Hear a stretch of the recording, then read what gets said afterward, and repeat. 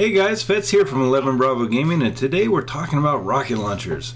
Battlefield 4 gives us more launchers than we've ever seen in a Battlefield title, and while they're all effective at killing vehicles, none is as versatile as the SRAW. You see me take out a helicopter at long range in the opening clip, and here you're going to see another nice set of shots on a helicopter. I land 3 shots in total in this clip on this helicopter as it moves around at long range or pretty far away from me. This is a launcher that's really designed for land vehicles.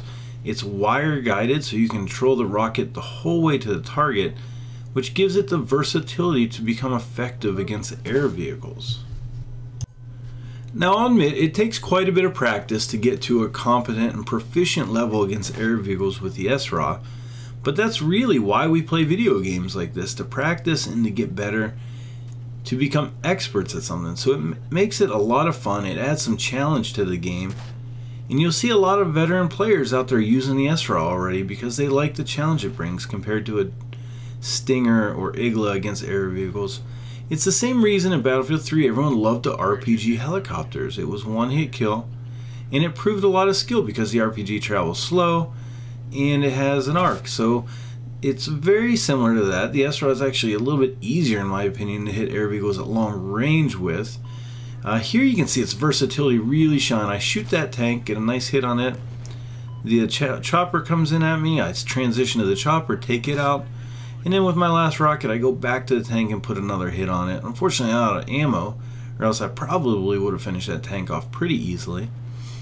Another distinct advantage to the SRAW is that I don't have to have my shot perfectly lined up when I start to fire. I see this vehicle, I get someone on target or where I think he's going to be, and then as that rocket flies towards him I guide it right in to get the hit on the vehicle. Very versatile and very useful in that fashion, and I love that about the SRAW. I really love that I can transition from air vehicles to ground vehicles and boats as well, which I'm going to show you in a couple of clips coming up here. One disadvantage, the way they balance the SRAW out, is that it doesn't do quite as much damage as the RPG, which I don't think is a big deal because it's still very effective, but you're completely vulnerable while you fire it. So here I am standing, I have to stay aim down sight on the target the entire time that the rocket is in transit there. So I don't like that part of it. It's unlike the SRAW or the RPG or the other fire and forget launchers.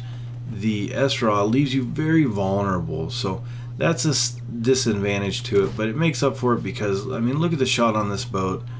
While that shot wouldn't have been too difficult with an RPG and a lot of practice, you can see the waves make these follow-up shots very difficult, and the SRAW makes it possible for me to actually take this boat out from this distance while it's moving around and being pushed up and down by these waves. So you can see I kind of learned that I got to just guide it in a little high, let the waves carry the boat up, and I get a good hit on it. So it's very, very versatile in the way it can kill so many different things. And again, it really kind of is one of those fun weapons that lets you show off some skill, practice, and get really good with. But I find it really excels at range as well. I think a lot of these shots would be very difficult with an RPG. And the RPG's got a lot of drop and it's got a pretty slow travel time. I don't know how they stack up on paper necessarily. I don't really look at paper stats too much when I play. I just like to use the weapon and see how it handles in my hands. And I've been using the SRAW and absolutely loving it. It also has the advantage of being lock-on capable. So if someone gets a designation on that LAV there, I fire over the top of the building from safety and get a really nice hit on that, and then I'm able to, as the designation is lost, I'm able to come back over here and fire free fire, guide it in, and get a mobility hit on the LAV. That lets me come back and finish it off and deny the enemy their armor. So very, very powerful in that fashion.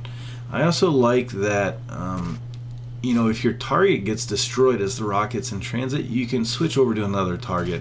That thing gets blown up, I see some infantry on the hillside, bam, get a hit on them as well. So if you're an experienced battlefielder, you probably already know how fun this is to use, but if you haven't tried it out or because you're not quite sure how it works, definitely encourage you to give it another try. So for 11 Bravo Gaming, this is Fetz, and I'm out of here.